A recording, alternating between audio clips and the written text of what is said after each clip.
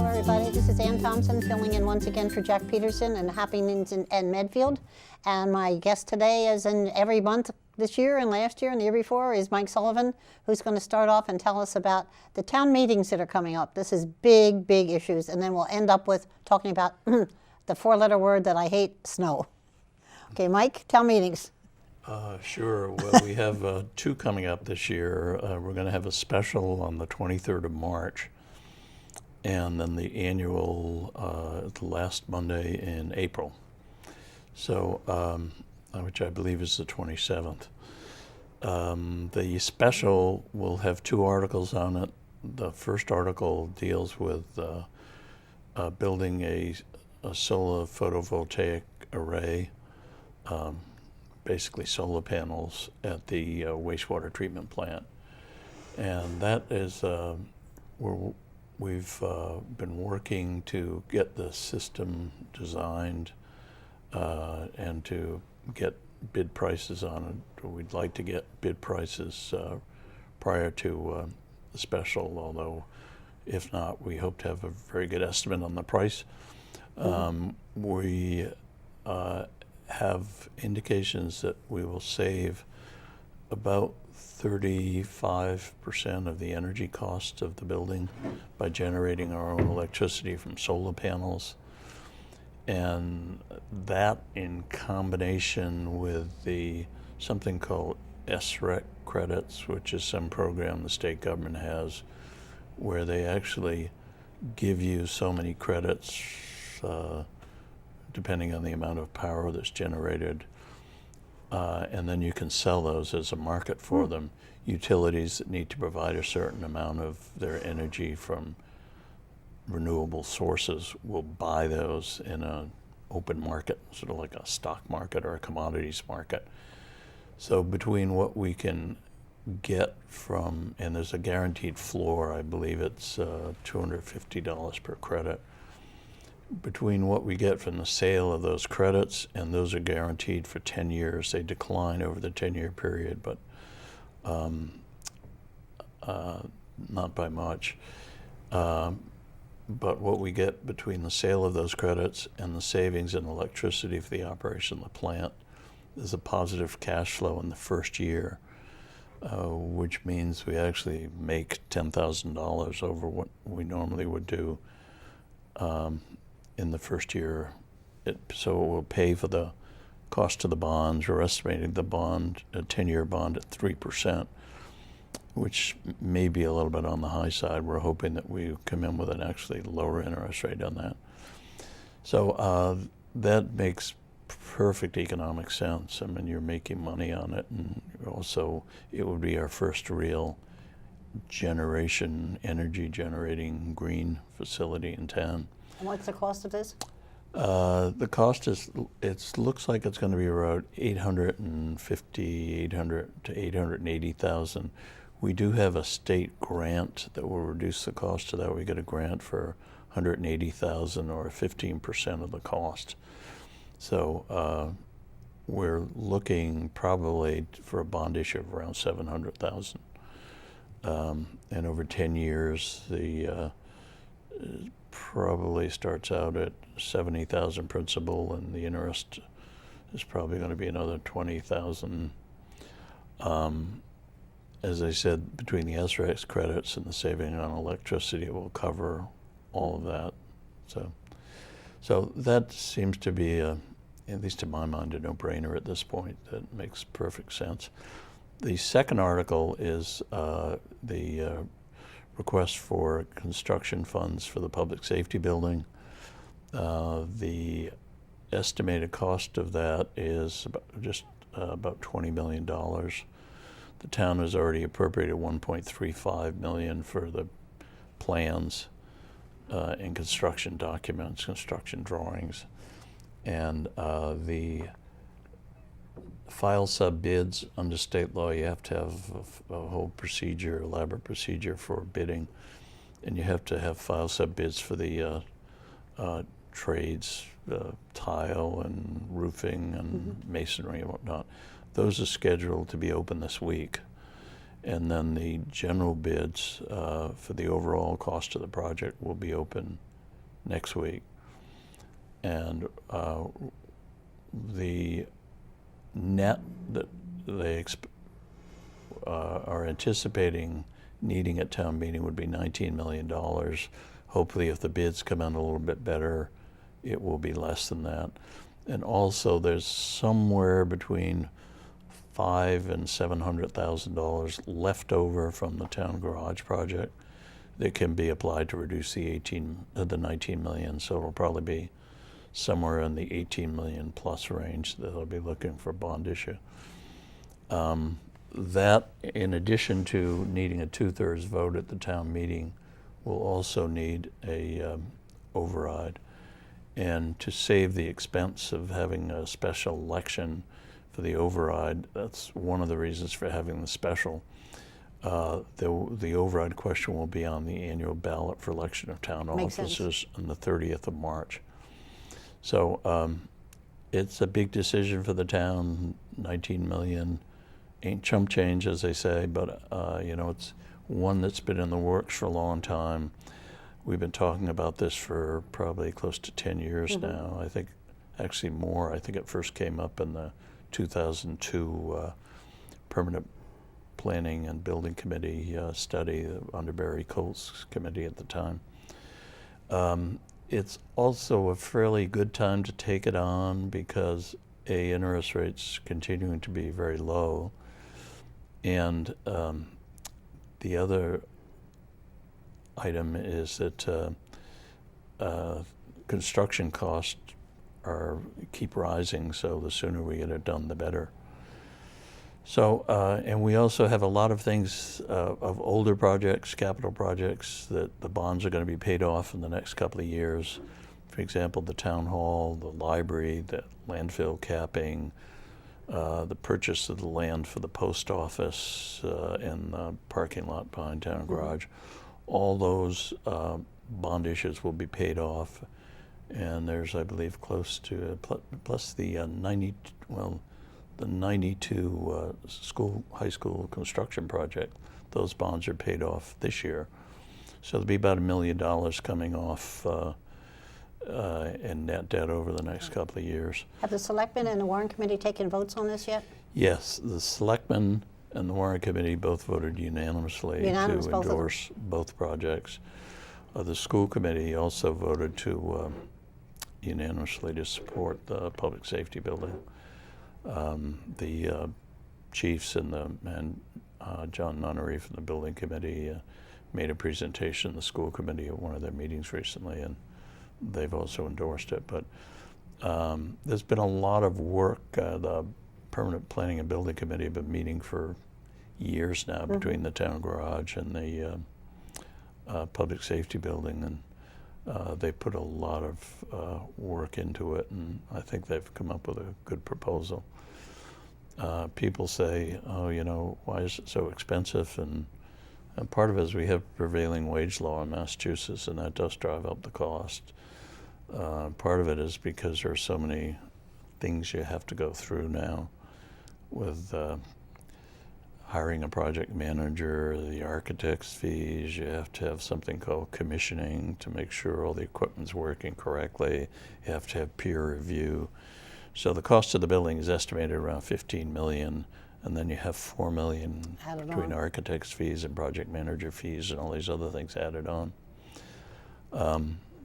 But it's I've seen a lot of this before. I remember with the senior center, everybody was bemoaning the cost of the project and saying it was too expensive, we couldn't afford it. And once the building was completed, it's been a great asset to the town. I think you almost wonder how we lived without it. When I go down there and see the seniors going in there, they have such a wide variety of events. Roberta Lynch does a terrific job with the programming down there. Yes, she does. They've even started a respite care program to assist families and caregivers of people with memory issues. That's been very successful. So, what seemed very expensive at the time, when it's done and in operation, doesn't seem so bad. Same thing with the town garage. People say, how could you spend $10 million, $12 million for a town garage? Well, in fact, we didn't. We ended up doing it for about $10 million too. In large part because the highway department, DPW, was able to do so much of the site work and saved quite a bit of money on that. And thank God we have that garage this winter. You know, it's worked well for being able to keep the equipment indoors, and so they don't have to heat it up for half an hour. The diesel engines. We have a great mechanics bay that we've been able to do a lot of the repairs in-house. Again, people thought that was an extravagant beyond belief, and once it's done and people see how well it works and how helpful it's been in keeping the roads and the schools open this winter. And I have a feeling it'll be the same thing with the public safety building. When that gets done, they'll say, well, we should have done it years ago. But we'll see what happens. But we'll see. It's up to the voters. You know, they have two opportunities, one at the special town meeting on March 23rd, and again at the ballot on the 30th of March to let their feelings be known, and express their opinions. Yes. We'll see. As far as the annual town meeting has 41 articles. That's going to be a couple of interesting issues there. There's one for boiler repairs at the Wheelot School. What's the Wheelot School? Probably 45 years old now. I know it was here when I came, so it's at I least. had two kids at Dale Street School at the time, so maybe it probably is just about that. Yeah, and the original boilers in the school, so. I know my kids had to go on half session for a while they were building the That's right, I school. remember hearing about that, yeah. But they, the boiler repairs, believe it or not, is it's up to about, I think, $530,000. And we do have a grant from School Building Assistance that will cover 39% of the cost. You do have to appropriate the money first, and then you're reimbursed as the project goes along. So it shouldn't take that long for the project. If they get it out to bid this summer, they ought to be able to have it done in the fall. So the reimbursement will all come within the fiscal year. But again, you know, I kept saying, how could boilers possibly cost $500,000? And part of it is because the way the school building assistance regulations work, you have to have a project manager on site when any work is being done, and the state selects those project manager in a random selection process, I understand, and we managed to win a project manager from it's either Adams or North Adams, so they have to come down every day. There's work being done in the building for 6 weeks from North Adams. So, but that's one issue coming up. We are going to have some big issues facing us this year. Some of the health insurance rates in the surrounding communities are going up 13-14%. Oh my God. I understand the GIC, which was going to solve all the problems by putting all the cities and towns in the state's health insurance plan. They have a $165 million deficit currently that they're trying to deal with. So, you know, I don't know whether it's all these healthcare initiatives and free healthcare that's being given to people that can't afford it is I guess somebody has to pay for Absolutely. it. And here we are. Those costs are going to be hitting us. Our pension costs they're up about $200,000 this year, and that's going to whack us. And of course, then there's the big unforeseen item, the snow cost, and we have only a vague idea. My estimate is it'll cost somewhere around $500,000 or more for the snow budget this year. We've had a lot of the storms have fallen on weekends. Not the last storm, the storm before that fell on a Sunday. Saturday, Sunday, Monday. Yeah. Monday was Washington's President's Day, so that was a holiday pay. So, and we've had trouble getting salt. Salt prices have gone up tremendously. We've had to bring in a lot of hired equipment. So I'm hoping that somehow the state will come through and federal government will come through with some assistance in that regard. Otherwise, we're going to be in deep trouble. Yeah. Trying to come up with those kind of costs. I did estimate in my budget estimates 150,000 snow deficit, but it's going to be well in excess of that. So we'll just have to wait and see on that. I wouldn't panic about it yet. And as the governor and the mayor of Boston say, it's public safety. You got to get the snow, remove the snow first, and worry about the costs later. And I do both. Well, I don't remove the snow except the catch basin and the catch basin in my neighborhood, but we'll have to see. We've bitten off a couple of big projects. Last year we did the water tower that is now under construction, although they haven't been able to get too much done lately with the weather. And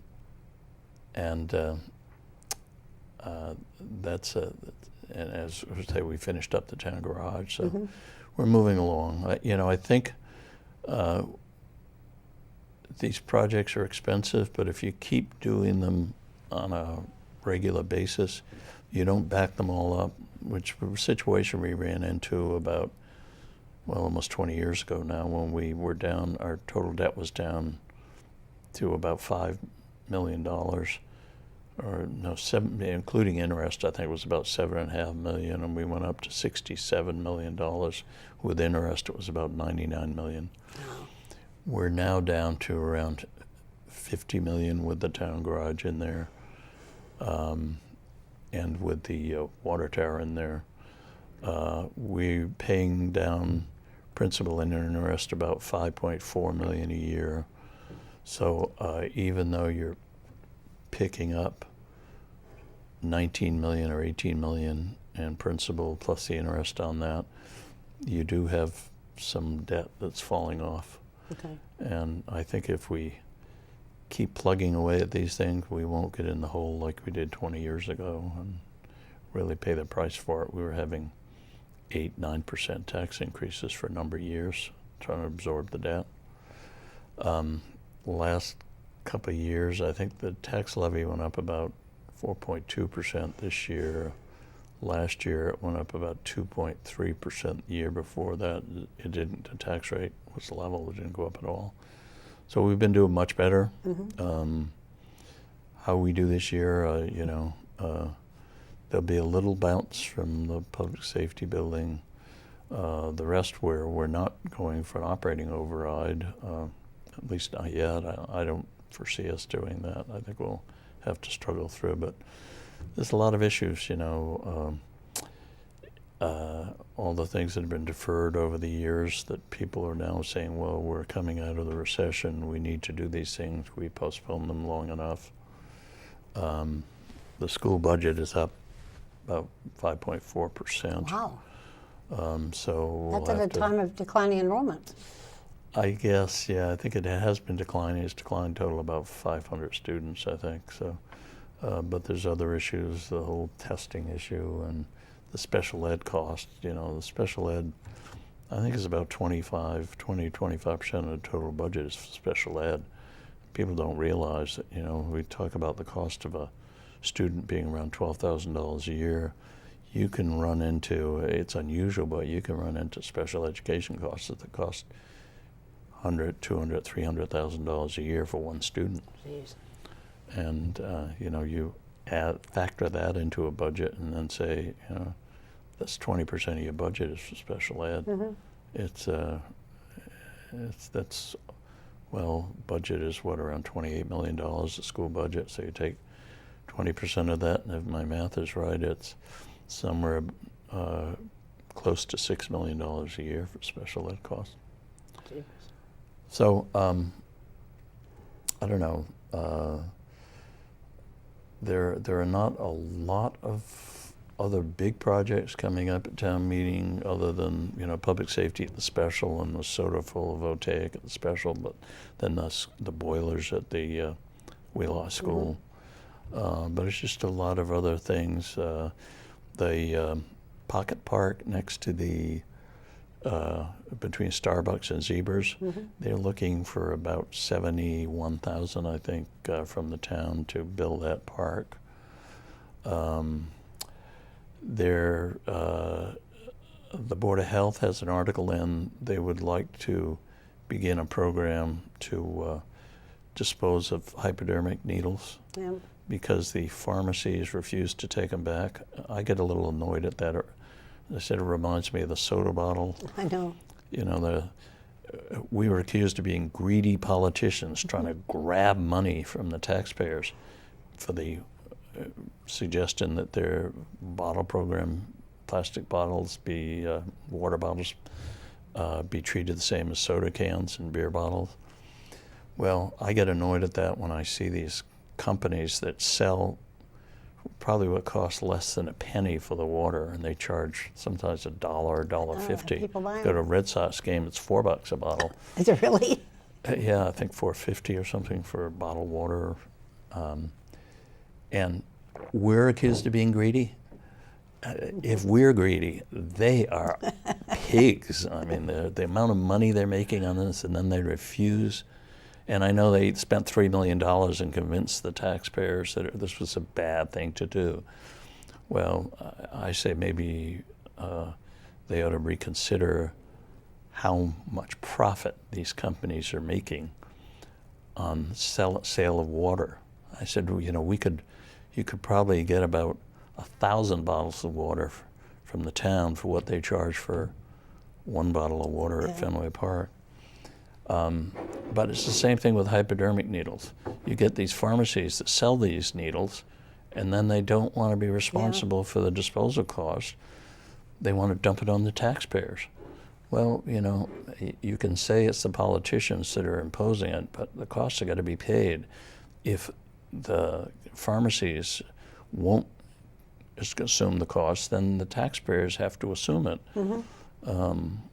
And it's what's going to be next. What else are we going to be asked to take care of? People just throwing them now into the general dump area, or are they recycling them, or what? They're not supposed to, What are they? And there has been some of the other towns. I think Westwood people had a program down there, but they're getting tired of all the other towns, dumping it on them, and I don't blame them. Yeah. None of the cities or towns should have to be responsible. You should be able to take it back to where you bought it from. I suppose some people will say, well, if you buy a mail order through the mail, what are you going to do? You're going to mail it back to them? I don't know.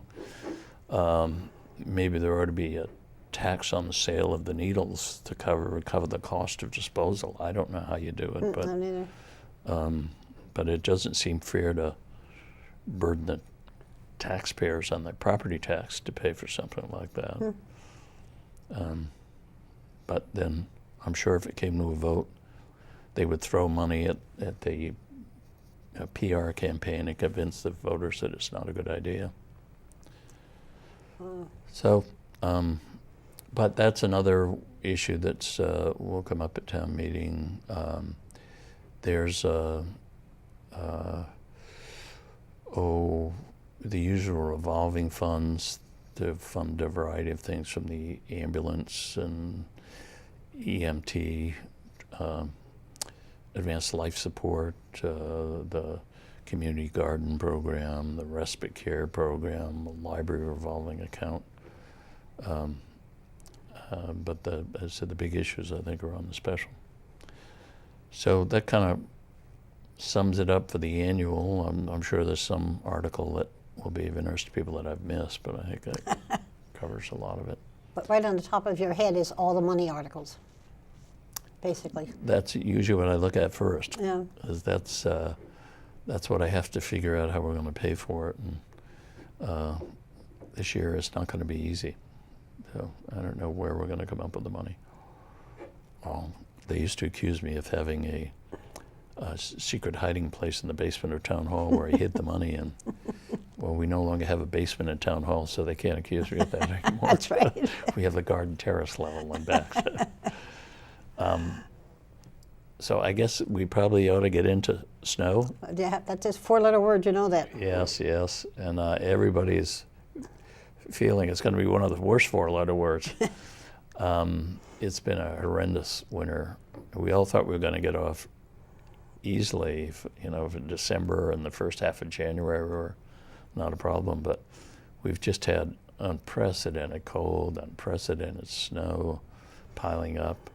I guess we're now second in terms of the accumulation, but when you figure most of that accumulation took place in 5 weeks, and it's been so cold, very little of it's melted. So, but in addition to the cost the town has with snow removal, a lot of homeowners are really being hit hard. I've heard more people that have ice dams and water pouring into or dripping into their houses, depending on how bad it is. It's just the weight of the snow on the roofs. Fortunately, we haven't had any roof collapses. We did have a porch collapse, but it was at one of the state hospital porches. It happened over this weekend, and unfortunately, the whole building didn't fall down. It would be nice if the whole building collapsed, but it'd be one less building to deal with up there. You don't know which building it was? No, I don't. No. It's probably one of the. I know the state took down some of the porches this year. I know they did. Yeah. Apparently they didn't get them Because they all. were very shaky. You could see them. I used to walk my Yes. dogs up there, and you'd see them leaning at an angle for the Yes. last couple of years. Well, apparently there were some others that were fairly shaky too, and you put a load of snow on it. Yeah. So, the thing we're worried about right now is if we get a quick thaw, with the flooding, the amount of snow. It's been really virtually no melting until this past weekend Yeah. when we had. It was funny to hear people talking about how warm it is. You should go out and walk your dog or go out and enjoy the It felt good yesterday. sunshine. It Yes. did. It felt wonderful. It was 34 degrees. It felt like spring. I know it did. I guess it all depends on where you're coming from. First time in the fall when it hits 34, everybody's walking around shivering.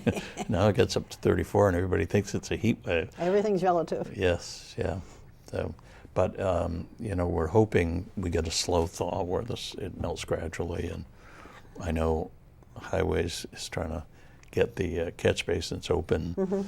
As I mentioned earlier, I did shovel mine out, and I hate to confess to stupidity, but I shoveled in the wrong place. I thought I knew where the catch basin was, and I was off by about 2 feet.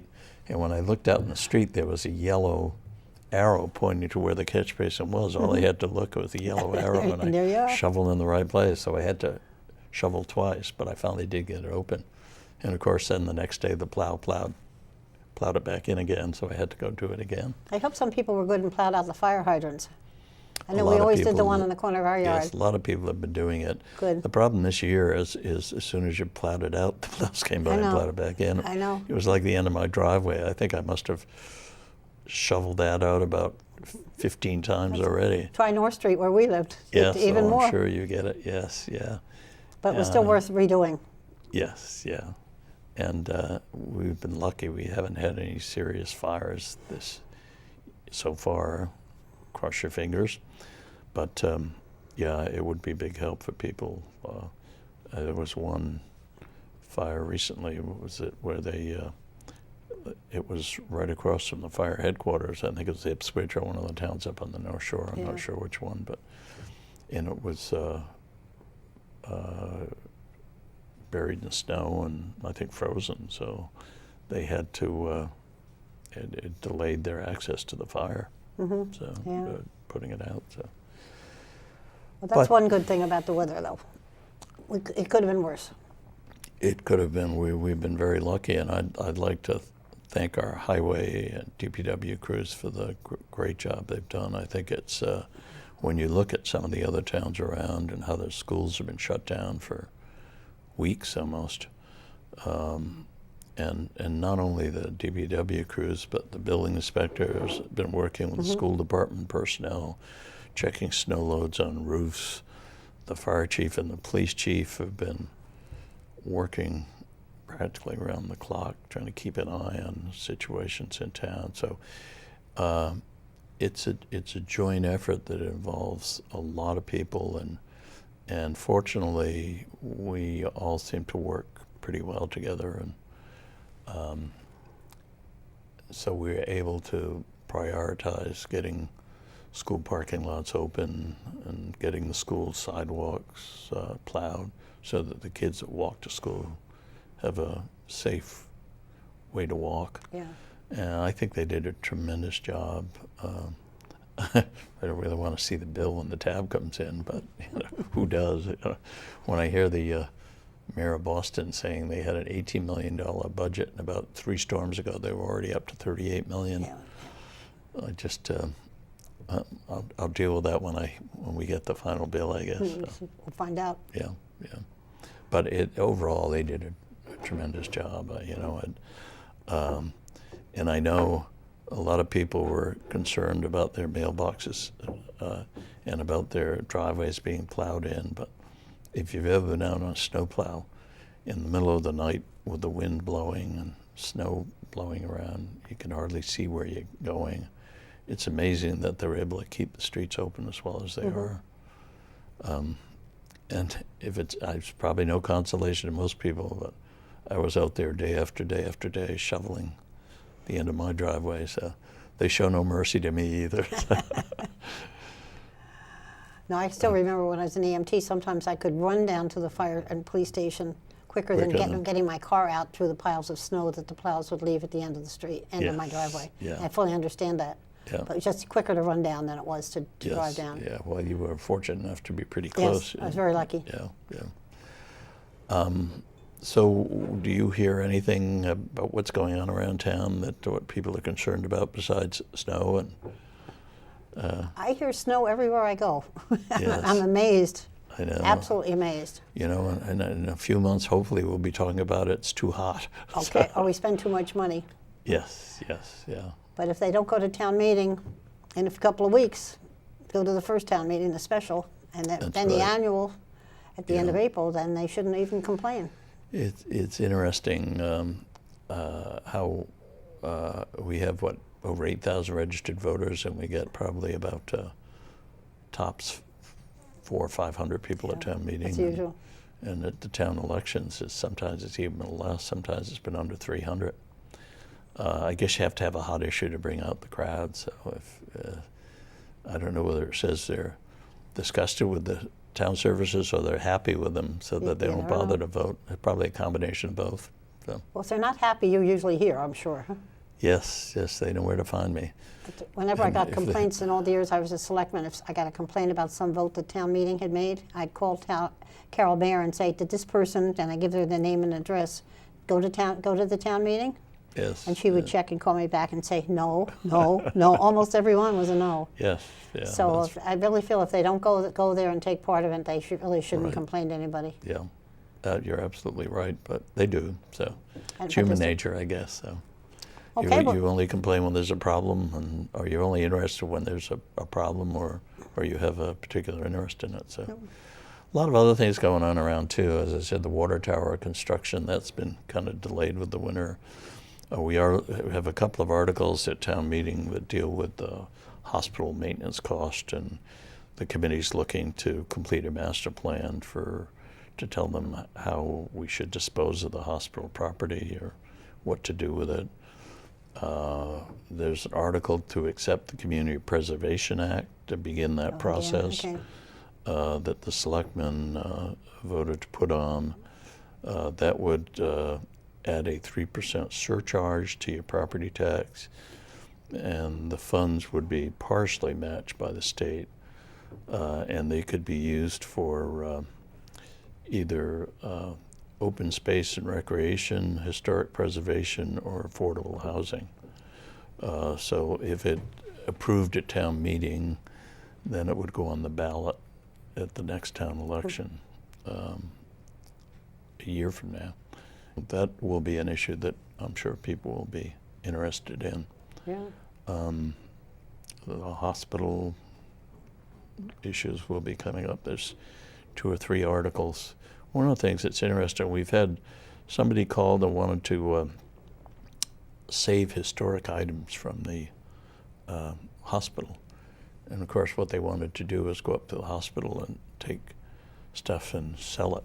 They have resale business, and of course we have no authority to do that, but they're probably, it pointed out the fact that probably are things in the buildings at the state hospital that if you don't sell them or dispose of them somehow, in a few years you might have to pay to dispose of them, where, you know, right now you might be able to get some money, scrap value or something, or there might be architectural pieces that people would be interested in.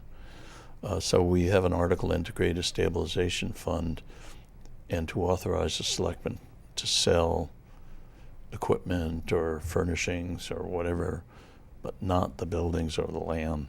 Yeah. And any proceeds from that will go into a stabilization fund that could be used to maintain the hospital. You know, years ago we tried to, because I was on quite a few committees up there, we tried to get the pictures that were hanging in West Hall. And it was great. It was the old staff, the old doctors, not the patients themselves, but the people that worked there in different areas. And I really wanted to keep them. And they said no, and they ended up in storage in some basement in Boston.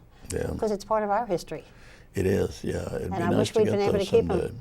Well, maybe we will get them back someday. The interesting thing is the storage. Where do you put things like that? You know, where the Historical Society is bursting to the seams already, and they've been trying to get rid of some of the material they have that's not particularly pertinent to Medfield. And they've been doing a good job sort of inventorying what they have and getting rid of stuff that is really not that relevant to Medfield. So, by the way, I don't know if you heard, the district attorney's office had a fire, gas fire yesterday, and this is the Norfolk County district attorney. And I didn't say that, I promise. Yeah, it's down in Canton, and they, I guess they've, I think it was a pretty big fire. I think they are not going to be able to occupy the building. I don't know whether it's going to be a total loss or whether it's going to have to be vacated while they repair the building. But that is unfortunate for the taxpayers. Sure. And it will certainly set the district attorney's office back a bit in their efforts to one more blow. handle their cases. Yeah, one more thing we didn't need. One more thing on the plate we didn't need. So I guess that's pretty much it. I think it takes here. Hopefully by the next time we get together, we can talk about where's the snow? Where did the snow go? And how come people voted the way they did? Yes, right, yes. But thank Mike for coming, telling us about the happenings in Medfield. And don't forget those two important dates, Mike, again, the town meetings. March 23rd is the special town meeting April. to vote on the public safety building and the solar photovoltaic of the wastewater treatment plant. And April 30th. March 30th is the town election. That's the election, and but I was that will thinking be the the meetings. override. And April 27th, I 27th, believe, okay. is the annual town I don't have a meeting. calendar in front of me. I know it's the last Monday in April, but I can never remember the dates. Yes. Last Monday in April. Yep. Okay, well, thank you, Mike, for coming and telling us more about the happenings in Medfield. I hope Glad we'll to. see you guys back in a couple weeks and hear some more of what's going on. And maybe no more four-letter words next time.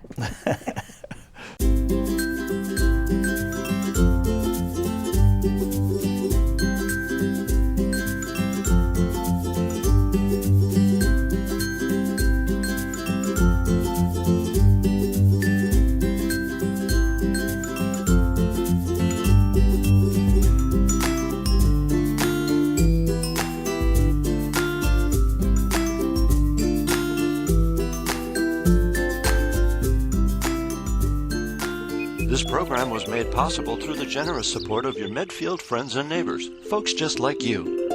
And thanks for watching.